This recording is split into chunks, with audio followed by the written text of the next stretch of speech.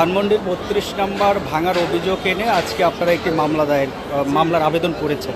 আসলে আদালত আপনাদেরকে কি জানিয়েছে? ধন্যবাদ আপনাকে। ধানমন্ডি ৩২ হল বাঙালি জাতির অস্তিত্বের সাথে জড়িত। এটা বাংলাদেশের ইতিহাস, ঐতিহ্য, স্বাধীনতা, সার্বভৌমত্ব, বাংলাদেশের সংস্কৃতি এবং এই ৩২ থেকে মুক্তিযুদ্ধের সূচনা। এই ৩২ হল বাংলা জাতির অস্তিত্বের সাথে সংস্কৃতি। এইটা গত ৫ই আগস্ট টেরোরিস্টরা ক্ষমতা আসার পরবর্তীতে গত 5ই ফেব্রুয়ারি 2025 এবং 6ই ফেব্রুয়ারি 2025 এই টেরোরিস্টদের একটা বিশাল একটা টিম রাষ্ট্রের মধ্যে এই ধানমন্ডি ৩২টাকে ইলেকশন করে দিচ্ছে, অগ্নিসংযোগ করেছে, গান পাউডার দিয়ে, বোলডোজার দিয়ে। এখন এই বাদিনী বিজ্ঞ আদালতে ন্যায় বিচারের সাথে আমাদের সর্বোচ্চ আইন সংবিধানের 24 এবং 42 কনস্টিটিউশনের 24 এবং 42 অনুচ্ছেদে বলা আছে রাষ্ট্র কর্তৃক এটা প্রোটেকশন দেবে এই জাতীয় সম্পদটাকে। এটা একটা মিউজিয়াম, এটা ইন্টারন্যাশনাল মিউজিয়াম, এটা স্বাধীনতার সার্বভৌমত্বের মিউজিয়াম।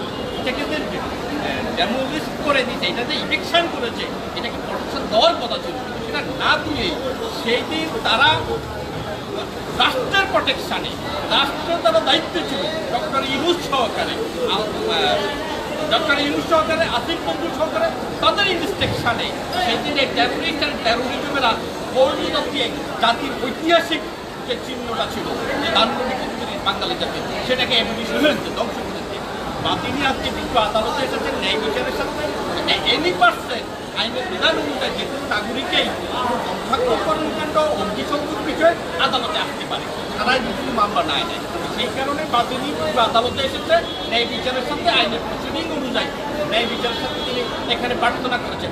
আদালত বাদিনীর হলফ নিয়ে হলফ গ্রহণ করেন ন্যায় বিচারের সাথে আদালত পরে দিন মর্মে আদালত সন্তুষ্ট হয়ে বলেছেন যে এইটা একটা জাতীয় সম্পদ, ধ্বংস করেছে, অপরাধীদেরকে আইনের আওতা আনা উচিত এবং সেই কারণে উনি বিবেচনা করে পরবর্তীতে আদেশ দাখিল এই প্রতিপত্তলনা